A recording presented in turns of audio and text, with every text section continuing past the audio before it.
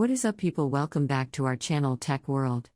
And if you guys are a new viewers, then in this channel we post tutorial videos. And today's tutorial video topic is, as the title says, Regions Mortgage Login.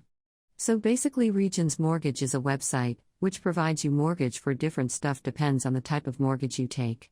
Alright, now with that said, if you guys are new, then don't forget to hit the like and subscribe to our YouTube channel Tech World, and let's move on, shall we? So the first step is just want to search for Regions Mortgage Login. And after you search for it, it's going to display this on your Google, and you can use any search engine you want. I'm using Google, so just a preference of mine, and I'm going to click on Regions Mortgage over here. It will take me to this page. And once I'm in this place, I'm going to enter my online ID of my Regions Mortgage account, and then enter the password of my account over here as well.